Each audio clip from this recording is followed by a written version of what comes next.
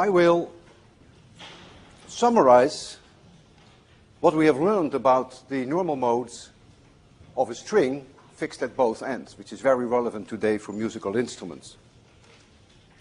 So suppose I have a string with length L, mass per unit length mu, and tension T, then I know that the speed of propagation is the square root of T divided by mu, and the wavelength is always the speed of propagation divided by the frequency. Speed of propagation times the period of one oscillation, but I avoid capital T's for period, so I will just write it down as frequency. And so in its lowest mode, we call that the fundamental, first harmonic, you will get then this situation, n equals 1, and lambda 1 is then clearly 2L, if this length is L, and the frequency is then V divided by 2L. So that's the frequency for the lowest possible mode. First harmonic. If we go to the second harmonic, then the picture changes. We get a node in the middle. And so we have here n equals 2. So lambda 2 is now L. And so F2 is now again V divided by the wavelength. So that becomes now V divided by L. And so we can write down now the general equation for the nth mode, n being Nancy. Lambda of n is then 2L divided by n, and the frequency in the nth mode, that is the nth harmonic, is then nV divided by 2L. And this V is given there. So what you see here, that if the fundamental here were, for instance, 100 Hertz, then the second harmonic would be 200 Hertz, the third harmonic 300 Hertz. They come in series 1, 2, 3, 4, 5, and so on. Now clearly, there is the possibility that I would have one end of that string open. We call this then closed closed, or fixed fixed. But suppose I have the same length L, but here I have this infamous rod, which is frictionless, with the infamous ring, which has no mass, and it is fixed here. And now I want to know what the normal modes are. And then in the lowest mode, you'll get this. The angle is 90 degrees. The y dx must be 0 there. And then it oscillates like this, back and forth. And so now you have that n equals 1, which is now the fundamental, first harmonic. Lambda 1 is now 4L, lambda 1. And therefore the frequency that you now generate is twice as low, is now V divided by 4L. So you can go one step further. You can ask now for the second harmonic. So here again is that rod. So now I introduce another node here. And so now the string would look like this. This is again 90 degrees. And as it oscillates, it would move like this. And so now this is n equals 2. This is the second harmonic. You can just look at it. Lambda 2 is 4/3 times L. Right? You need to make it longer. And therefore, F2 is now 3 divided by 3V divided by 4L. And so now we can write down the general recipe for the nth mode, n being Nancy. So we'll find then that lambda n is now 4L divided by 2n minus 1. And that now changes the picture quite dramatically. Because if you follow here that you go from lambda 1 to lambda 2, it changes not by a factor of 2, but it changes by a factor of 3. And so the frequency in the nth mode, which is the velocity divided by lambda n, is 2n minus 1 times the velocity divided by 4L. And so what you see now, if we take both systems and suppose L were the same, mu were the same, and T were the same, then F1 in this mode, this instrument, is half the frequency of F1 there. Because there you have downstairs a 2L, and here you have a 4L. So, for instance, if that were 100 Hertz, with the same length here, you would get 50 Hertz, if all other things are the same. And then the second harmonic would be 150 Hertz, because if n becomes 1, you get a 3 upstairs. If n becomes 2, you get a 5 upstairs. So now the ratio is 1, 3, 5, 7. Whereas there the ratio is 1, 2, 3, 4, etc. Now if I take a string in isolation and I oscillate it, I almost hear no sound. There's not enough air that is displaced by the string. And so what we do is we have to mount it on a surface that starts to vibrate with it. And you see that on all musical instruments. I will demonstrate that to you in a simple way with a tuning fork. I have here a tuning fork, and if I just excite this tuning fork, it is 440 Hertz. You will hear practically nothing. I hit it now. I can hear it. I'm very close, but most of you cannot hear it. However, the moment I put it on a surface, the surface starts to vibrate with it. So I drain the energy faster out of the tuning fork, but you get more volume, more sound. The larger surface oscillates, so the pressure wave is stronger. And I will demonstrate that. Oh. You hear it now? Do it here.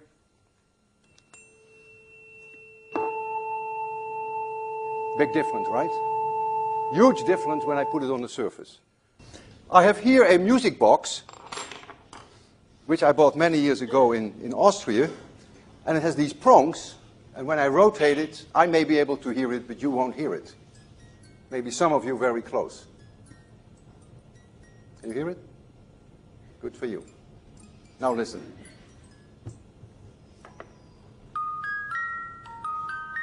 Big difference. So now the whole surface oscillates. Again, you drain the energy faster, of course, but you get more sound. I can put it on here.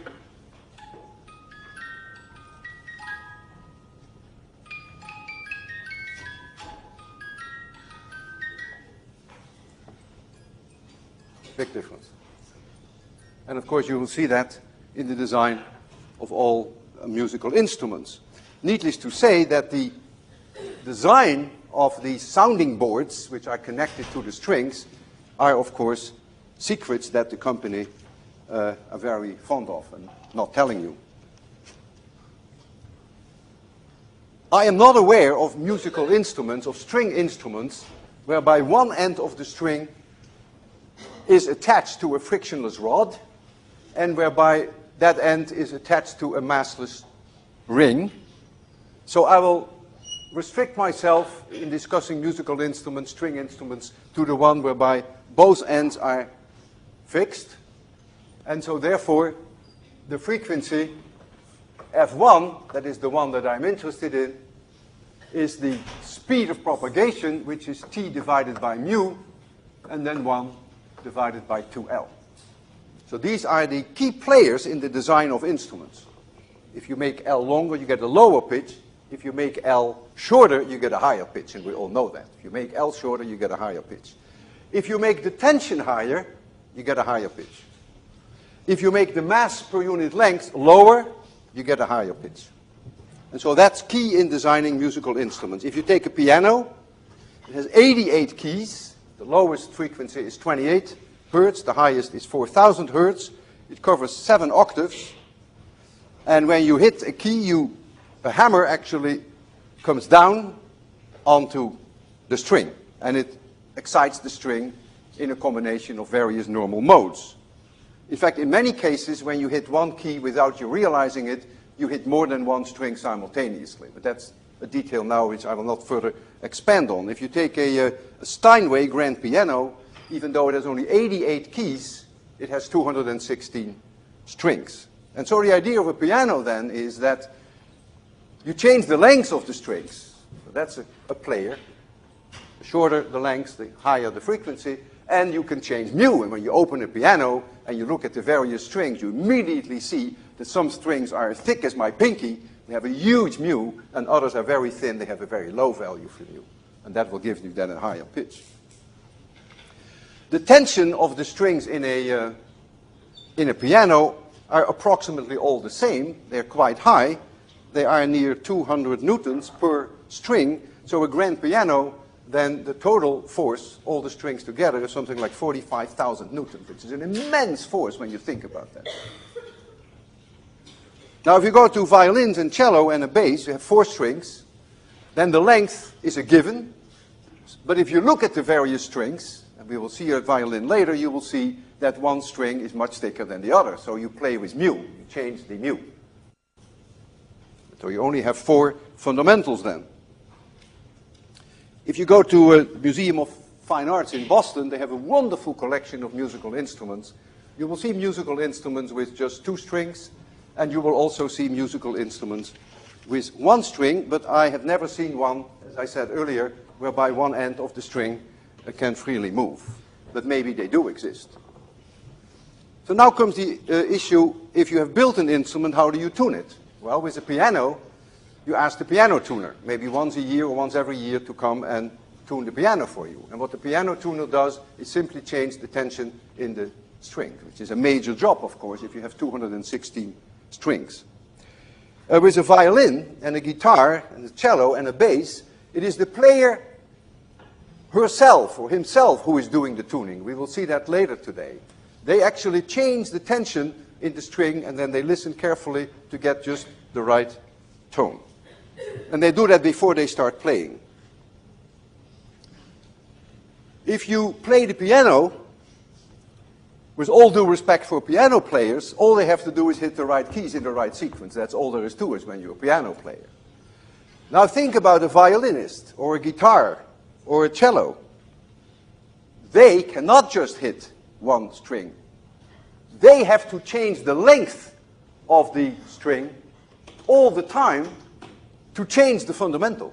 And that's the whole idea when you have the violin, and you strike it with a bow, and you rub the string, and the string will start to oscillate in the fundamental and higher harmonics. By making the string now shorter with your hand, you increase the pitch. And so playing there is that you, as a player, continuously have to move the length of the string and just hit the right length. It goes beyond my imagination that anyone can do that. I cannot. I tried it when I was young. I took violin lessons. I was a total disaster. If you take a harp, it is in a way like a piano, except there's no hammer, but you pluck the string. And now there is something very special about the harp. You can decide where you pluck the string. And that makes a difference in the percentage of higher harmonics and which higher harmonics you excite. And we will deal with that in 803 when we do Fourier analysis. You will see then that if you pluck a string in the middle, that you get a different series of higher harmonics than when you pluck it, say, a certain distance, 10 or 20 centimeters from the end. It's a very interesting part. In fact, the piano is designed in such a way that the hammer hits the string about 1/7 of its length from one end. And that is done to suppress the 7th harmonic. Now, why the 7th harmonic has to be depressed, that is up to you to decide. Maybe we don't like 7 harmonics. I don't know. It beats me, but in any case, it's purposely done to suppress the 7th harmonic.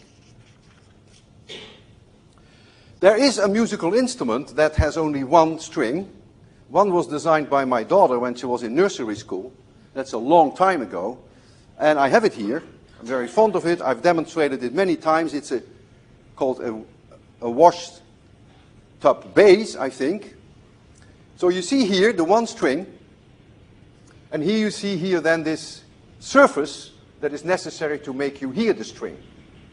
In this case it is, I think, a box from Kentucky Fried Chicken or something like that.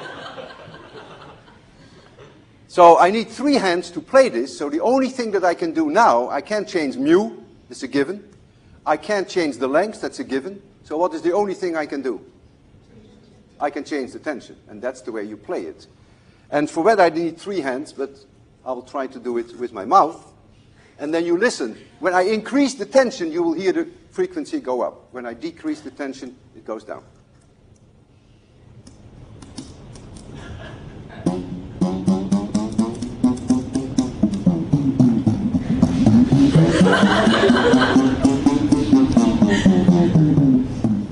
You could hear it, right? Clearly different in frequencies.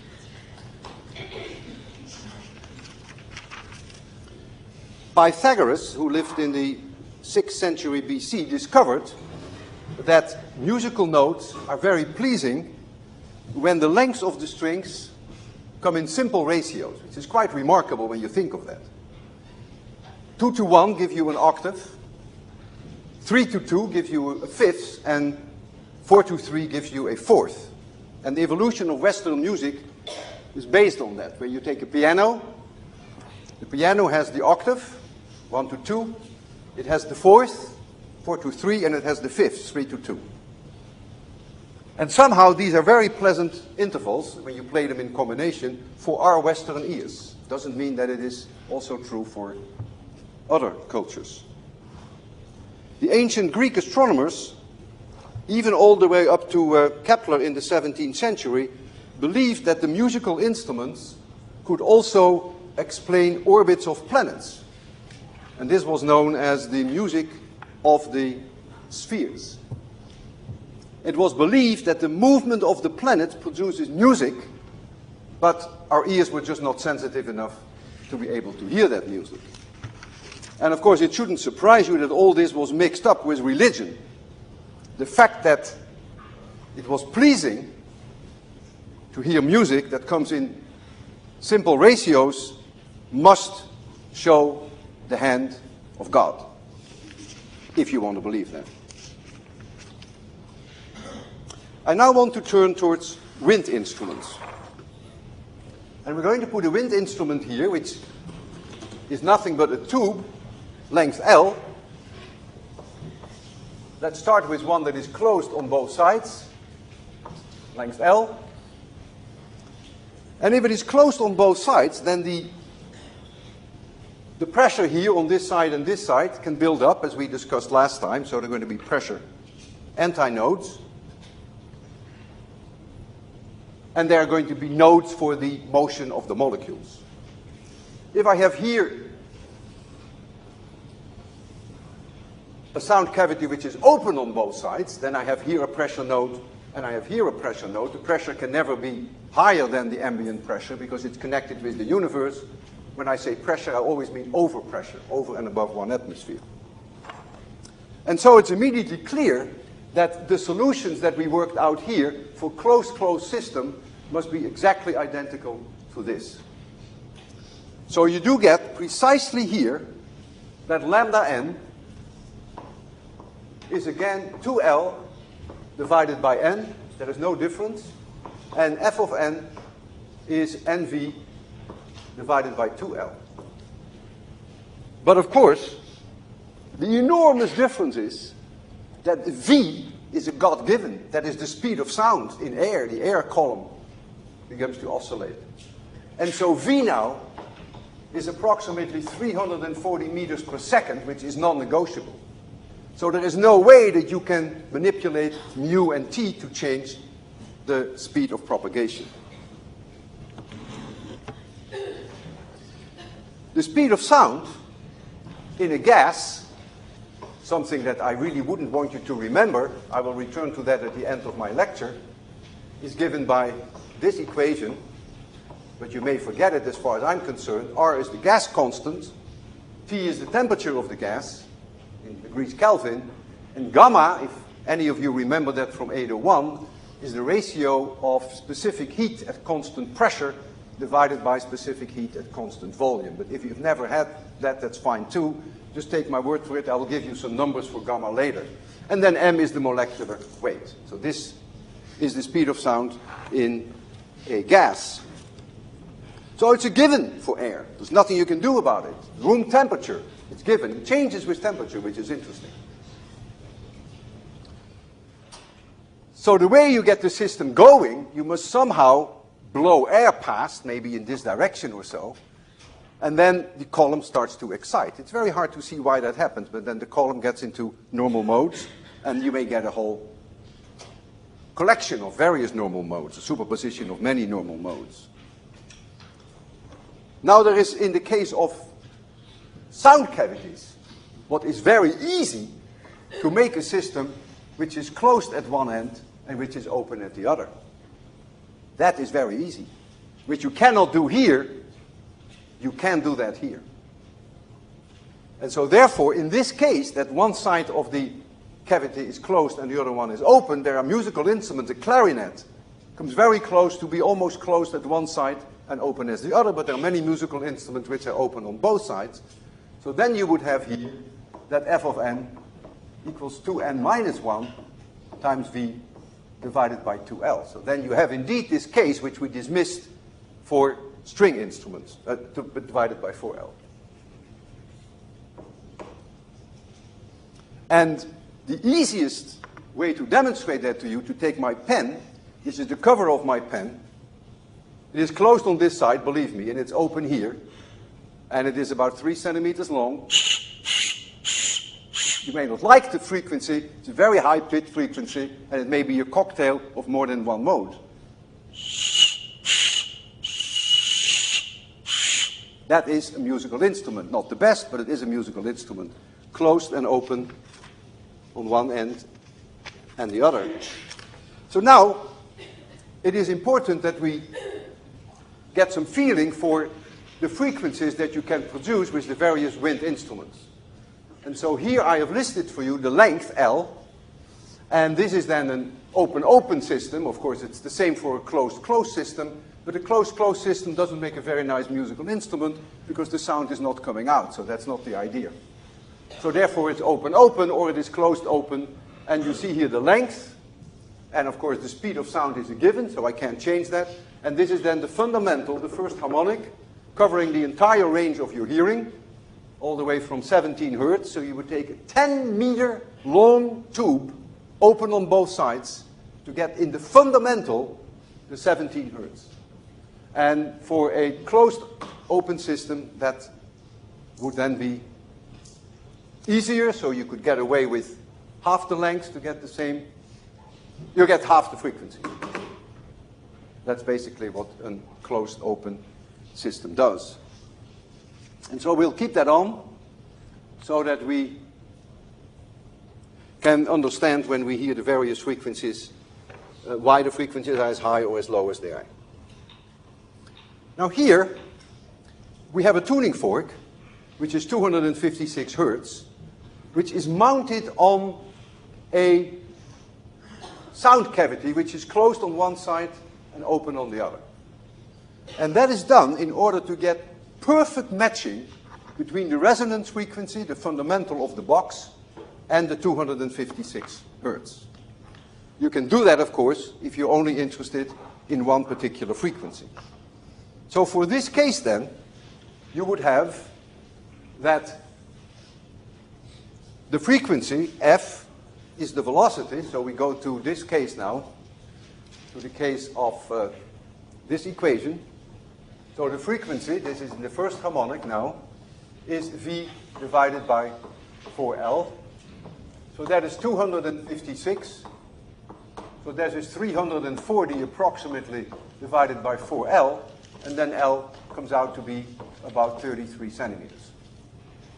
And indeed, if you measure the length of this, you will find that it is roughly 33 centimeters. And so now you have a case where you have perfect matching.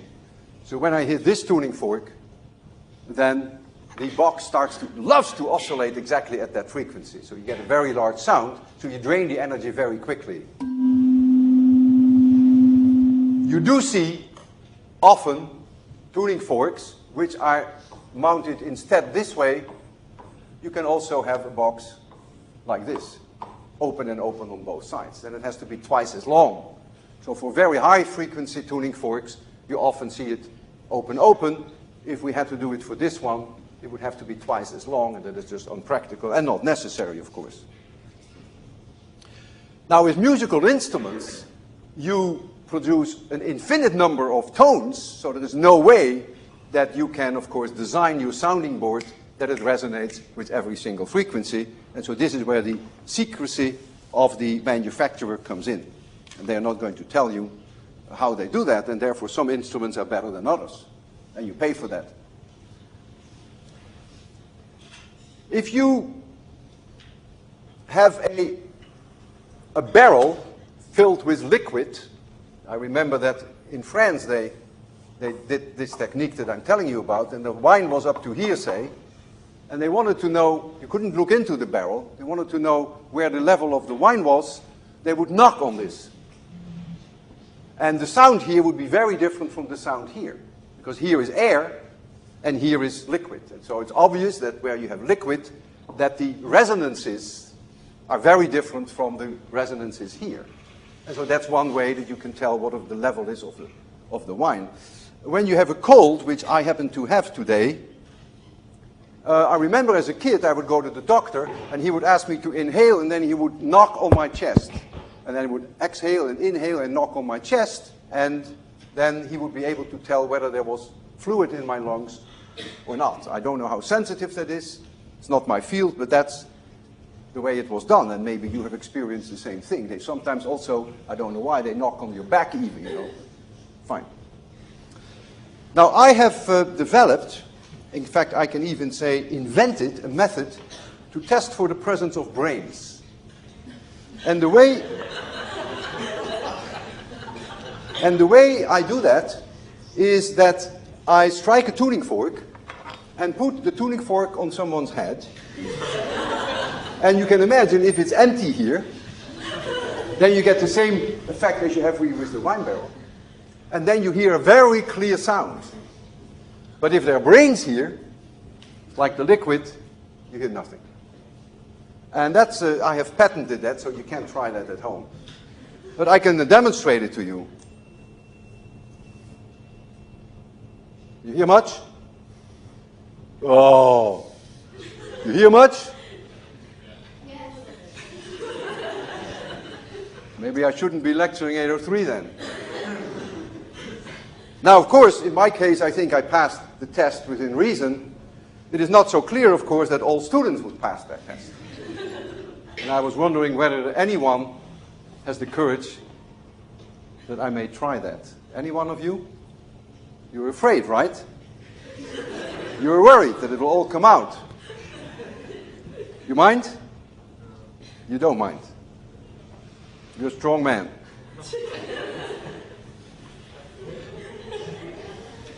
Now you have to be quiet, otherwise we can't tell the difference.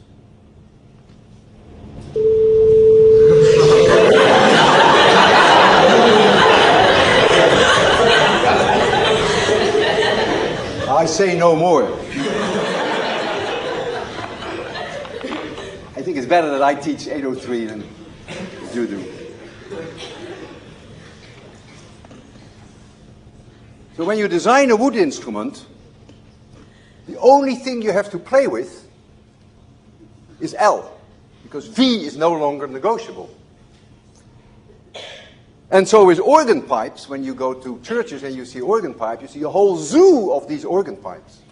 Open, open, and closed, open. And for every fundamental that you want to excite, you need one pipe. So it's a huge number of pipes. It's in a way like the piano. If you take a flute, then you make it longer and shorter simply by drilling holes in it. And if you hold your hands on both holes, then this is the length of the flute, which gives you then a lower frequency than when you take one hand off, because now it's shorter. Because this is connected with the universe. So here no pressure can build up, so this becomes a pressure note, so it's shorter. And if you take this one off, it's even shorter, and so the pitch will go even up. That's the basic idea behind a flute. And I can demonstrate that to you.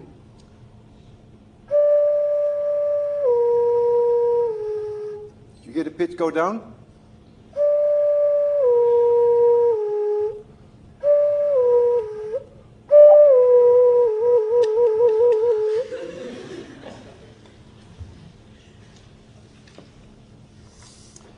I have here a flute-like instrument which is open on this side, and it's also open here where we pass the air by.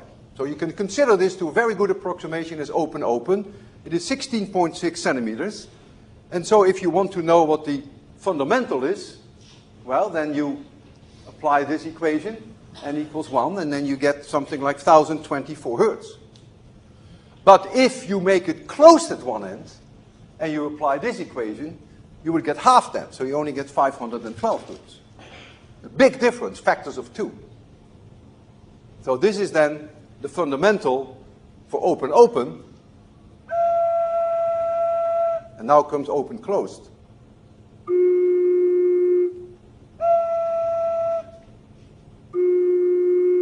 Factor of 2 difference. I have here a very special tube. It is open and open on both sides, and if you don't believe me, Annie, I can see you. Can you see me? Can you? Can you see me? It's open and open on both sides. And it is corrugated, which of course is very important why it works so well. And this has a length of 77 centimeters. And so you can calculate now, using this equation, n equals 1, what the fundamental is. And the fundamental is about 220 hertz, the first harmonic. And since it's open-open on both sides, the second harmonic will be 440 hertz, and the third harmonic 660 hertz. And by twirling this around, with a little bit of luck, you can get a wind flow past here, which only excites the lowest mode. Sometimes you hear the lowest one and the second, but when you twirl it faster, you get higher harmonics. And I want to demonstrate this to you. I'll first try to excite the 220, which is the lowest mode possible, which is the first harmonic, the fundamental, and I'll try to make it clean, just only the fundamental.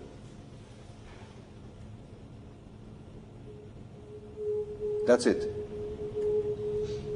It's about 220 hertz. 440. 660. 880. 880. 660. 440.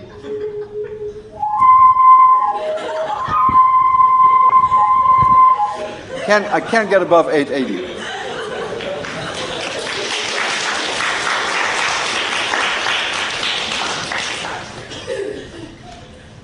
There are ways that you can change the length of a wind instrument.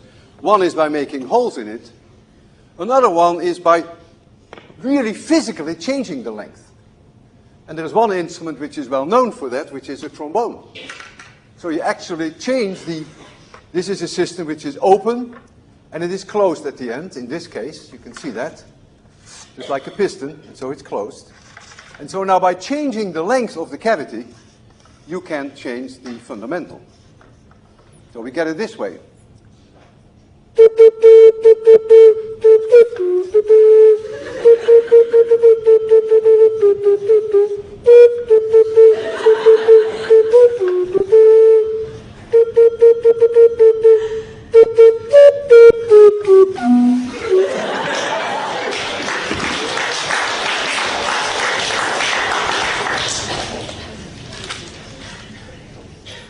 We recognize instruments by the cocktail of the harmonics that they generate, and depending upon how you excite them. I mentioned already the plucking of the harp, but also the way, for instance, you blow on musical instruments.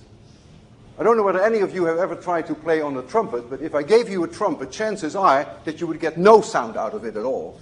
You have to hold your lips in a special way. You have to know how to spit in there the right way. It goes like something like that. So that is also a way that you can excite certain harmonics in relation to the fundamental. And that then determines the sound quality of your instrument. And I'd like to demonstrate this to you now in various ways that the different instruments have different sound quality. What it comes down to is that if you ask each instrument to play, for instance, 440 hertz tone, you will see that a violin cannot just simply produce 440, but it will automatically also, at the same time, generate 880, and maybe that is the second harmonic and maybe higher harmonics. And that's different for different instruments, and that's, of course, the idea behind the tone quality. And the way that we're going to demonstrate that to you is as follows. We have here a microphone, and I will first make you listen to a tuning fork, for instance 440 hertz, which will give you then this signal, time, and amplitude of the membrane of the microphone.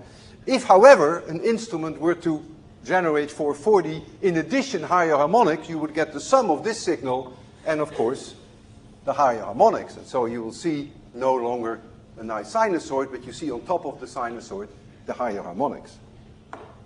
So let me now first show you the 440 hertz. Here's the microphone. Boring, just one frequency. Nothing rich about it. 256. There's no indication for any higher harmonic. That's the way that tuning forks are designed. If I take this flute, as far as I can tell, only the fundamental, no higher harmonics. Now maybe if you blow in a very special way, maybe I can excite higher harmonics. But this is now, oh, I want to show you the 4000 hertz, so that at least that you can easily hear. This is 4000 hertz.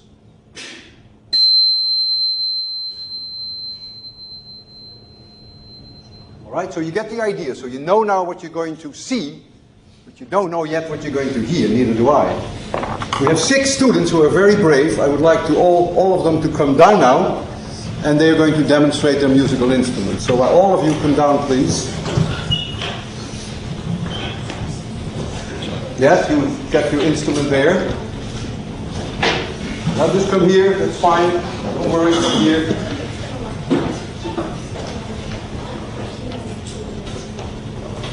All right? Where is the violinist? Ah, there's the violinist. Yeah, oh boy. Oh boy.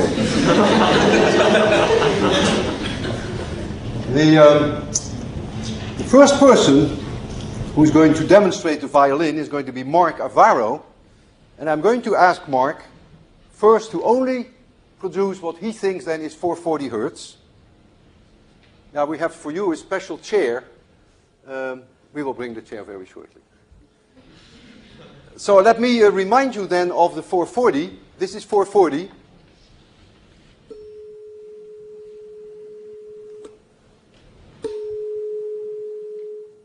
Come a little closer and produce 440.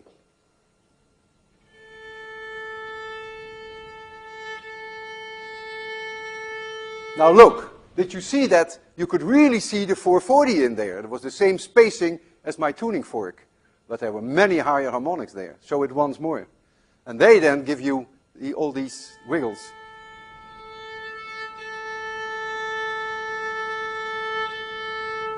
Here, you see? Oh. Shall I try a harmonic? Now the audience is yours. Oh. And now play, give you 20 or 30 seconds, anything you want, anything you love. Go ahead.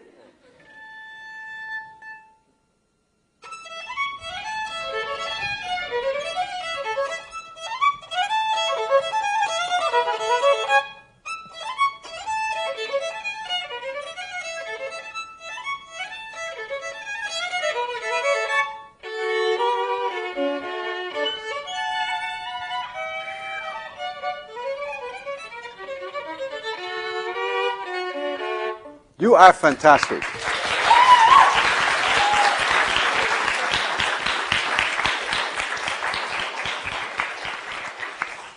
Is Sharon here? Sharon too. So Sharon is going to demonstrate to us the flute, and maybe you can show it to the class. See, her flute has more holes than mine. I only have 2. She has quite a few more, and she opens and closes them with valves. Sharon, you may not be able to exactly get the 440 with this instrument, but that's okay. Come close and show us your 440.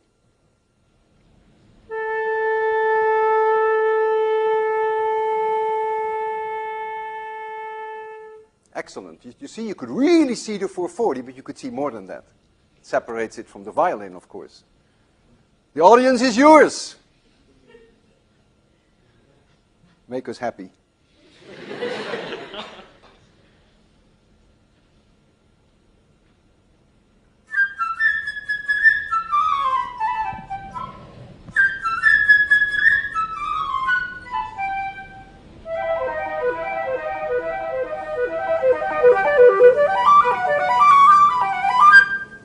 Terrific.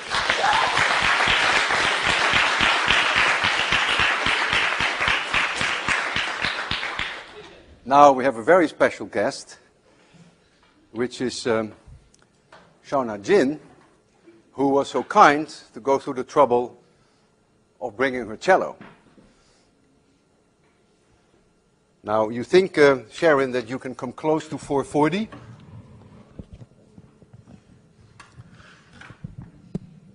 Try that. And if you can't do it just in a fundamental, you may have to tell us whether you have to shorten the string with your finger. You do have to do that? Go ahead. Try once more. I can see the underlying 440.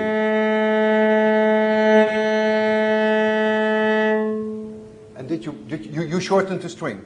No. Or there was no finger on the string? No. So it is the fundamental of that string? Yes. The middle A of the piano? Yes. The show is yours. Oh, I don't practice anything. I just wanted to bring my cello in. You practiced on it? No, I didn't. Oh, you didn't. Good for you.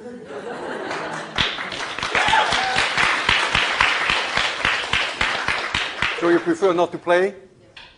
That's fine. Thank you very much. Now we have a Chinese clarinet from Yiwen Chu, and she told me that the nice thing about it is that it's not really a clarinet. So, can you make a 440? I can try. It'll be a little off. There's something that's Well, since it's not a clarinet, I think you have good reasons to be off. okay. Okay, try it. Now you should show the class. By the way, you see all these holes in here? 1, 2, 3, 4, yeah. It even says F there. Right. It's just. It is.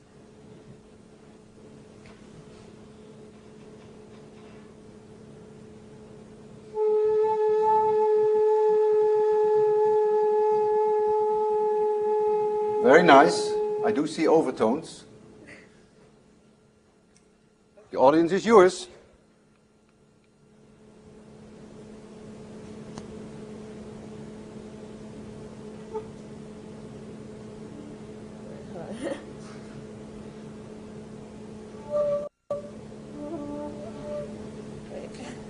Sorry. I'm not very good. I don't really practice. It's all right. I did also poorly on the trombone. That's the way it goes.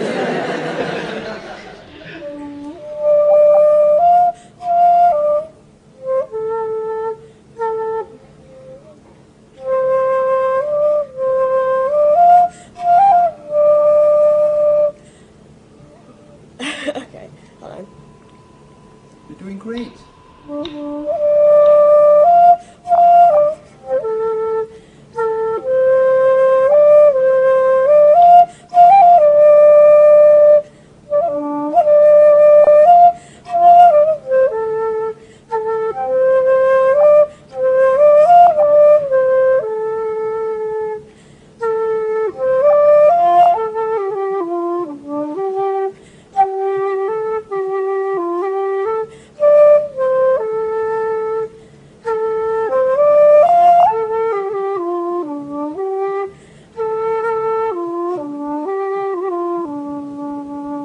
Wonderful.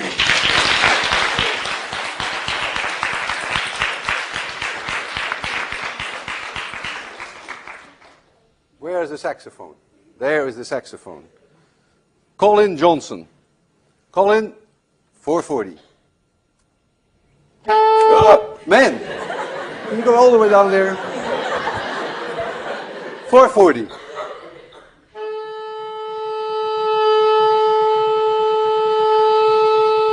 Very nice. You can't see it, but we can. It's very nice.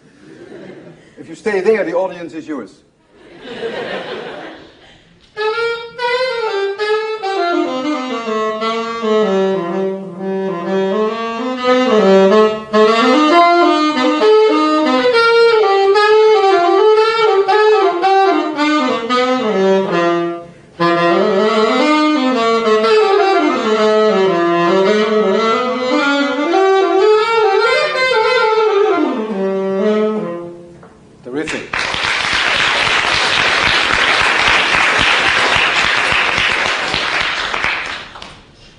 Now we get the hero, Aston.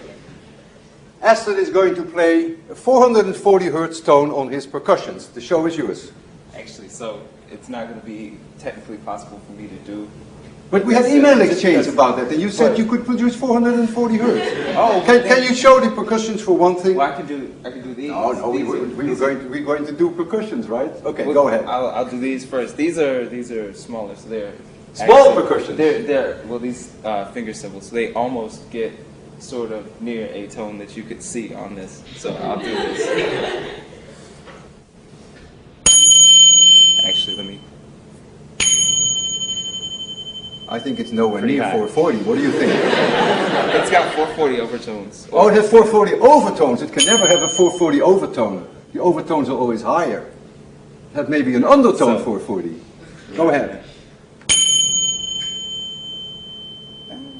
Well, let's call it 440. Okay, let's do it. And then these are just for fun. 'cause- Well, that's why you're here, right? So, man, we can't wait. 20 seconds.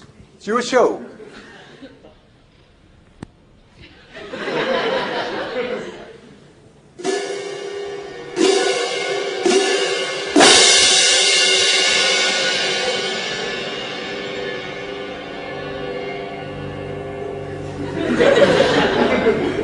That's closer to 440 than what I've seen. It's actually got a really nice, like, low frequency. Ah, you can see it. Yeah, it's pretty low frequency and not very loud, but I think we need one more bang. one more.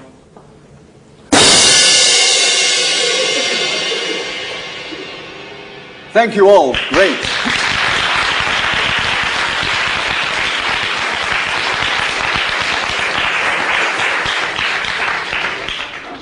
If there is any singer in the audience who wants to try, be my guest. I think this is a great moment for the break. While we have a break, feel free to play around with the wind organs and also with the tuning forks. Be a little careful. You may also try the trombone and the flutes. And then 5 minutes from now, we will reconvene.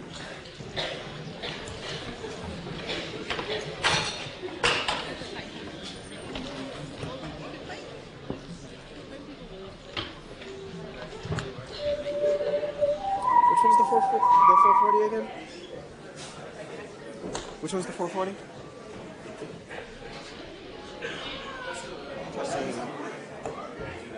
Very good question.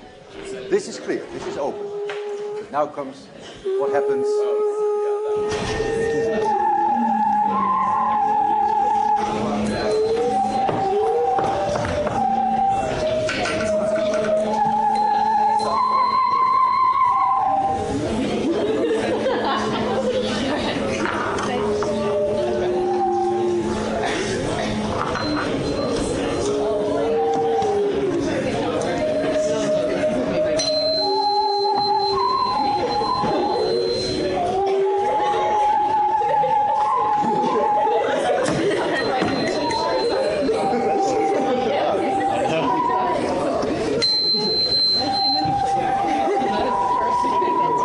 It would be awesome just to sit in the class.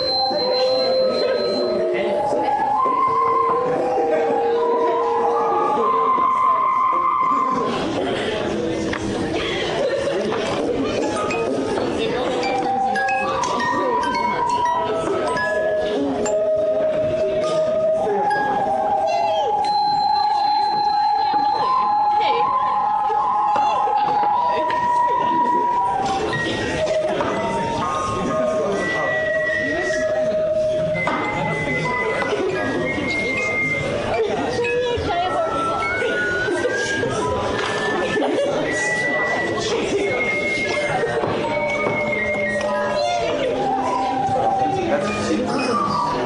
Same with the wind organ. Get higher harmonics. That's the whole art. That's what I mentioned when you get the trumpet.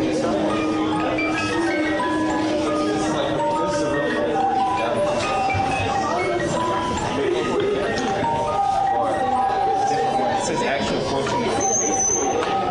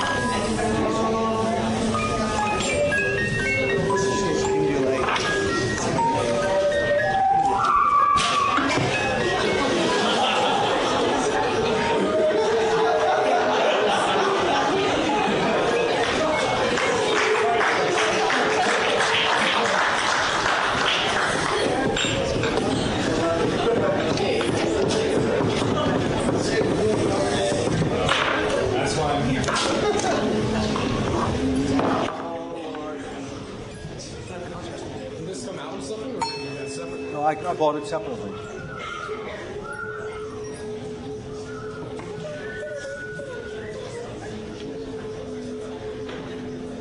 want to see what you're doing at this point.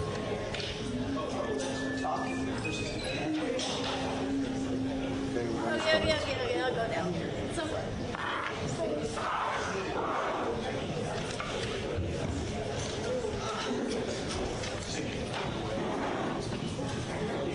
All right. So, what we have been looking at are one-dimensional standing waves, normal mode solutions to the famous wave equation. In the case of transverse motion, we have d2y dx squared is 1 over v squared times d2y dt squared. So this is the wave equation. Y now in this direction. So for instance, if we have a string, and we have a string with length L, and it is fixed on both ends, then the boundary conditions determine the precise allowed solutions. We call them eigenstates in quantum mechanics. And I can write down now the displacement y in the nth mode as a function of x and t. And we give the amplitude of the nth mode, say, a value that can differ from mode to mode.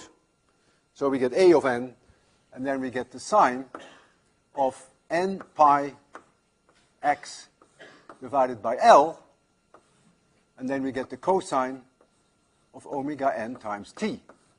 So this is the time domain, which makes it shake with that frequency, and this is now the part that makes sure that the ends are always fixed. If you make x equals 0, y is 0, and if you make x equals L, y is 0.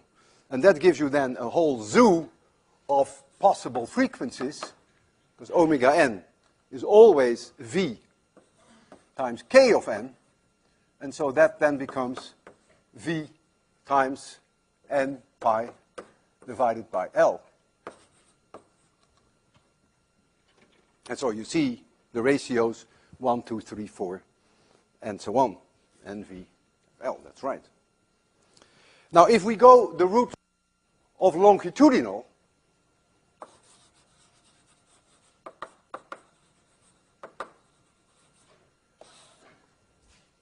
then if we have a system which is open-open, like we discussed before, and it has length L, then you get exactly the same solutions, provided that you replace what we have y there, you have to replace that by p, p being the overpressure.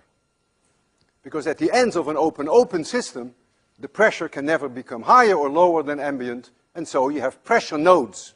And so you get exactly the same solution that you have there, provided that you replace this by a p, and this you replace maybe by some capital P, which is then the amplitude. But this and this is the same, except, of course, that omega, this v is non-negotiable in the case of sound. If you have a open-closed system,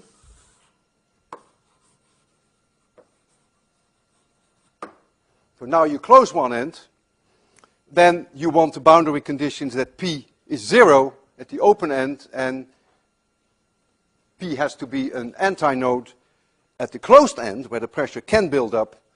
That gives you then different values for this k of n. The sign may even have to be changed to a cosine, depends on where you define x equals 0. But that's not so important now. But what is important now, that your k of n in that equation now gets the form 2n minus 1 times pi divided by 2L. So everything comes from boundary conditions. And now I want to make the step from one-dimensional to two-dimensional. If we go two-dimensional, which is easy to do, and we can even demonstrate that. So this has length Lx, and this has length Ly, could be a frame with a soap film, a membrane which can oscillate. And we will assume that the membrane is attached everywhere to the frame. So that is the boundary condition. It's everywhere attached. And so we want to know now what the normal modes are for this system. So now our one-dimensional wave equation becomes a two-dimensional wave equation. And so if this is my coordinate system, x, y, z, then now we get that d2z dx squared plus d2z dy squared is now 1 over v squared times d2z dt squared. That now is a two-dimensional wave equation. And when you put in your boundary conditions, which in this case, suppose we call this 0, so for x equals 0 and for x equals Lx, you want z to be 0 because the membrane cannot move, and for y equals 0 and for y equals Ly, you also want z to be 0. Then you can now, in analogy with that, you can write down now the solution for z as a function of x, y, and t. Now you have to introduce two quantum numbers if I call n Nancy and m a quantum number. So now you can get z, and now I have two integers that can change. So m now goes 1, 2, 3, etc. Nancy is 1, 2, 3, etc. And this is now a function of x, y, and t, two-dimensional. So I have to introduce some kind of an amplitude, which can be different for the different modes, Mary, Nancy. And now I get something extremely similar to this, except I get two signs. So I get here sine of m pi x divided by Lx times the sine of Nancy pi y divided by L of y times the cosine of omega m n times t. And you see that it meets the boundary conditions. If you put in x equals 0 or x equals L of x, you get a 0. If you put y equals 0 or y equals L of y, you get your 0. And if you substitute this solution, of which we clearly, intuitively know it has to be correct, if you substitute that in that wave equation, then you get the connection between the k values and omega, and then you will find that omega mn, which is always the velocity times k value of m, becomes now v times the square root of Mary pi divided by Lx squared plus Nancy pi divided by Ly squared. This now sets the entire range of all possible normal mode frequencies. So now you can play with Mary m, and you can play with Nancy n, and you can cocktail that in all combinations that you want to. And for instance, if we ask this membrane to oscillate in the m equals 1, n equals 1 mode, then it means that the entire membrane comes to you and goes back, and comes to you and goes back. That's the lowest possible mode. All points are in phase, and they all have the same frequency. That's the characteristic for a normal mode. If, for instance, we had Mary equals 2 and Nancy equals 1, then we would have in the direction of Mary, we would have plus and minus. This part would come to you while this part goes away from you, so a plus and a minus. And this now is a nodal line. So we get a nodal line. So it's not anymore a nodal point, which you get in one-dimensional solutions, but you get a nodal line. This stands still. And then the membrane oscillates like this and is attached to the edge. And if, for instance, you wanted to know the Mary equals 2, Nancy equals 2 mode, so m equals 2, n equals 2, then you will get two nodal lines, plus, minus, minus, plus. If this comes out of the blackboard, this comes out of the blackboard, this goes into the blackboard, this goes into the blackboard. And in French, you will see some remarkable, wonderful pictures of a guy with beautiful hair from the 50s, whereby you see the oscillations of the soap film in these various modes. It's really very, very exciting, very interesting. And I want to demonstrate this to you in a way that I cannot possibly calculate. I doubt whether there are many people who can, although maybe some civil engineers can do that, because this system is way more complicated than a membrane that we have here that is attached to the frame. What we have is a square plate, and it is only fixed in the middle. That's where it's held. That's the only point that is not moving. That is here. But what we do, we drive the thing. Actually, there's a piston below here which drives that middle point, and it oscillates it. And then you get an infinite number of frequencies, whereby the system goes into normal modes. We can change the frequency. And the way we can make you see these frequencies is by putting a powder on it, which we will do. And then the places where there are nodal lines, the powder stays. And the places where there are antinodes, the powder is literally thrown off and it accumulates at the nodes. And that's the idea of the next demonstration. We call these the Chladni plates. And after the lecture, I would invite you to actually play here with this violin bow. And so here we have similar Chladni plates which have different boundary conditions. This is a square, triangle, and this is a circle. And you can put stuff on there, and then you can try to hit these resonance frequencies with the bow, and you get remarkable patterns.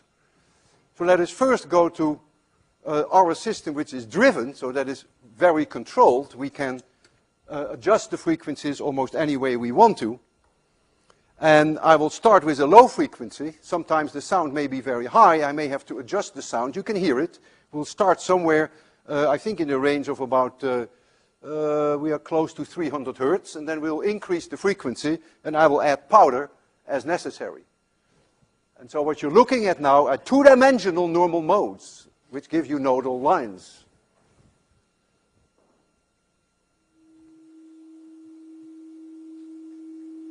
Wow, I'm right on resonance. That's an accident. We didn't try that.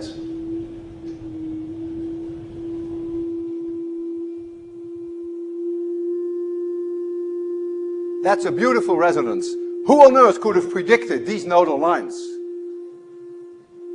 I will go to higher frequency. I will lower the volume a little. Wow!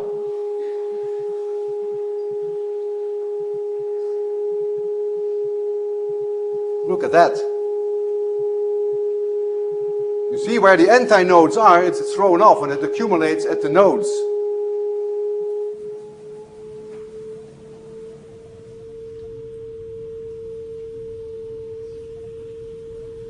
Hey, that's a weird one coming up. My goodness.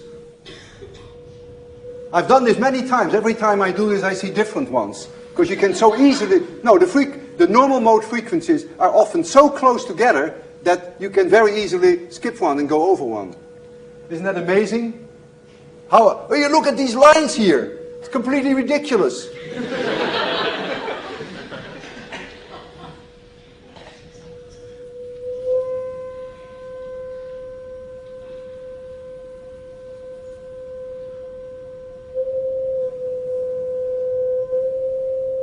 Oh, this was a different one, right? Different from the previous one.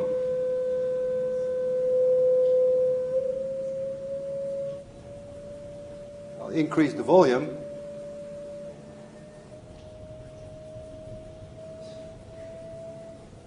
When you're coming up to a resonance, you can even hear it because the sound volume increases.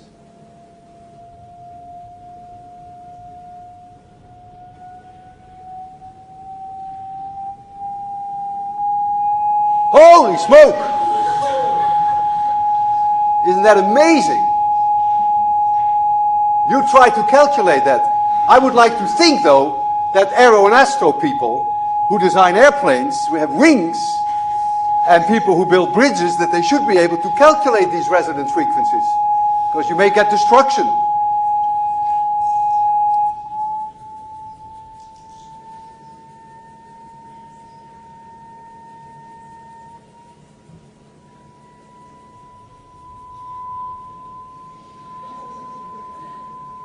Look at that one.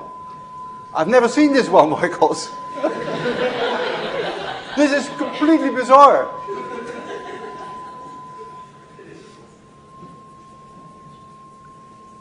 All right, so you get the idea, and I really would like you to play with that, with the ones there at the end of the lecture. See whether you can excite them.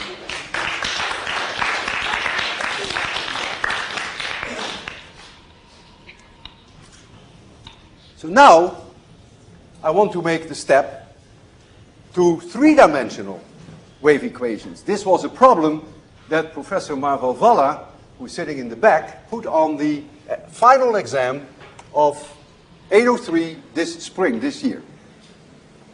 If you don't like it, there she is. So this problem, who suggested that problem to you, Nurtjes? Don't tell them. Here we have a sound cavity in 3 dimensions. A, B, C are the length. And this is our coordinate system, x, y, z. And it is open in this direction, and it is open there. So it is a box which is open on both sides in the z direction. And the rest is all closed. So now the three-dimensional wave equation, d2p dx squared, p is the overpressure, plus d2p dy squared, plus d2p dz squared, equals 1 over v squared times d2p dt squared. That is the three-dimensional wave equation. And so, it should really be no problem for you or me to write down immediately the solution of the normal modes. You must make sure that you have pressure nodes in the z direction at z equals 0 and at z equals c, and you must make sure that you have antinodes in the x and the y direction where the pressure can build up. That's the boundary condition for a closed system. And so the solution then for the pressure in terms now of 3 quantum numbers, L as in lion, M as in Mary, N as in Nancy, is now some kind of an amplitude which can be chosen differently for the different modes. So I give them then the index L, M, N, and then you get the cosine of pi times L times x divided by a, which is my L of x. And then I get the cosine of pi times Mary times y divided by b. And then I get the sine of pi times Nancy times z divided by c. And then I get the cosine of omega L, M, N times t. And so you see, when you look there, convince yourself that you meet all the boundary conditions. This is the one that is the open end. That means if you substitute z equals 0, this one will make it 0. That's where you have the pressure node, where it's connected with the universe. No pressure can build up. But if you substitute in here z equals c, you also get 0. And you get the antinodes here. So this is a solution that immediately presents itself. If you have followed what we did 1D and what we did 2D, this is the obvious solution. And so the system can oscillate in a combination of all these normal modes. But what is interesting now is that L can be 0, 1, 2, 3, because there's nothing wrong with making L 0. The cosine remains 1 then. Nothing goes to 0.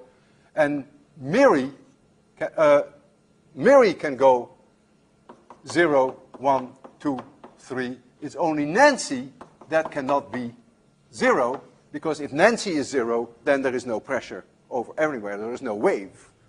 So you see here that you now allow for 0, 0, 1 modes, which will give you certain frequencies. And the frequencies that you will get, you will find by substituting this solution back into the differential equation, into the wave equation, which gives you then always the connection between omega and k.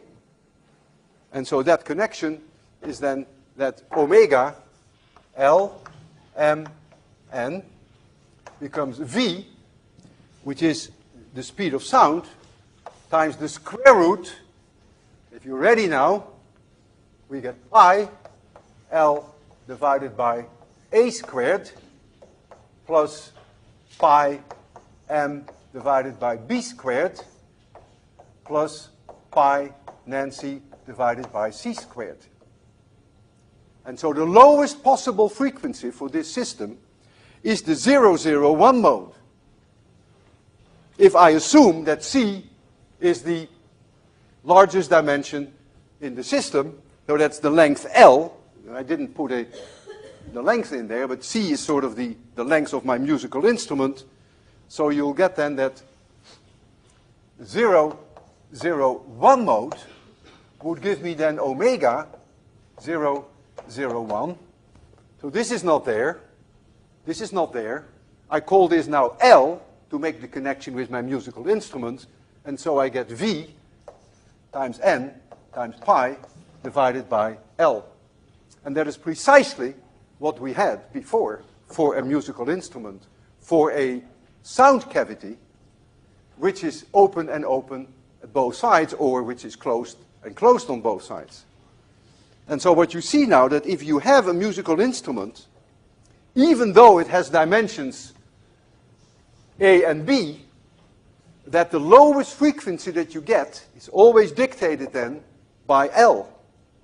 But not only that, if A and B are much, much smaller than C, then the second harmonic is almost certainly going to be 0, 0, 2.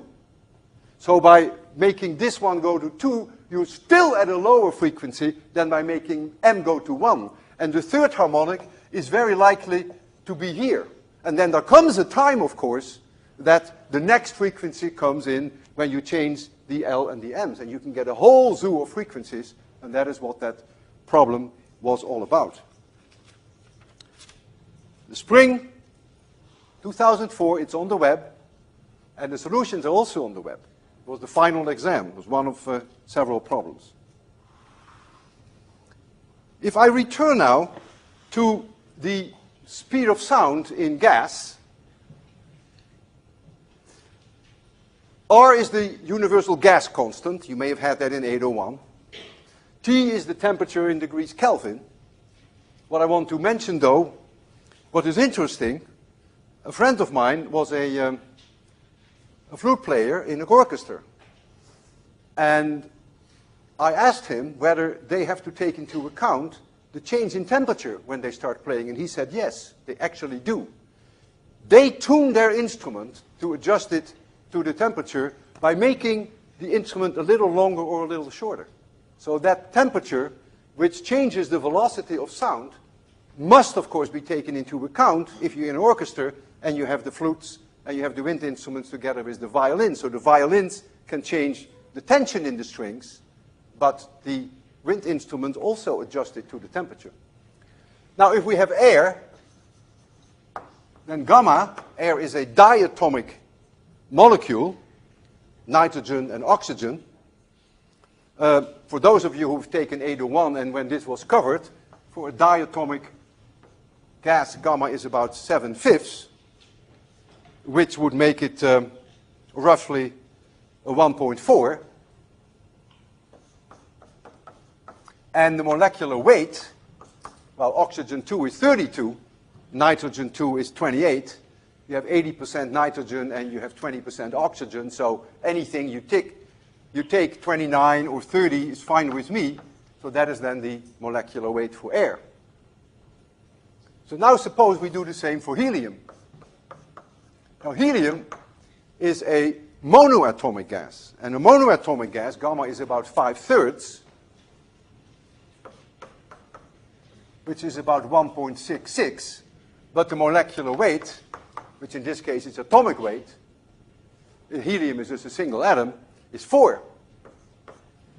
And consequently, the speed of sound in helium is roughly 3 times the speed of sound in, it's 3 times the speed of sound in air. You can just substitute those numbers in there, and you will find that it's about 3 times higher. Now, my voice is some kind of a musical instrument, not unlike a violin. It has strings, which are my vocal cords, which oscillate, and these strings are connected to a sounding board, which is my larynx, which is my throat. And that creates a voice which you recognize. You say, yeah, that is Walter Lewin. My sounding board, just like the sounding board of the violin, resonates at certain frequencies better than at others. And that gives you then the characteristic tone of that particular violin, of that particular person. However, when I inhale helium, my poor throat has no idea about that, and so it starts to resonate at different frequencies. And therefore my voice will be very different because of the difference in speed of sound. Because remember, the resonance frequencies of cavities, of sound cavities, their resonance, their frequency, depends directly on the velocity v. I have here omega, but the same is true for f, of course. Now there's only one problem, and the problem for me, not for you, is that there is no oxygen in helium. And if I take in too much helium, I'll be on the floor. If I take in too little, it won't work. And so there is always a very fine line, but I'm not joking about it, that this is really an experiment that can make me extremely dizzy, because I will be without oxygen for some time. And I'm actually not aware of it, because you just inhale that helium, it feels great, you know, it's like...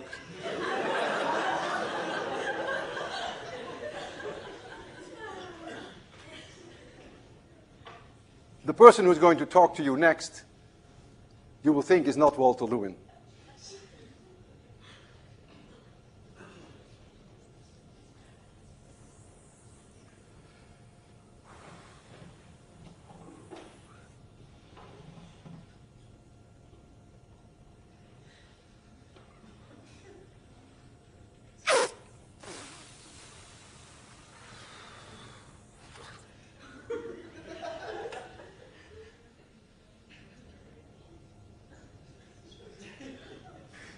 I wasn't joking, really, I'm telling you.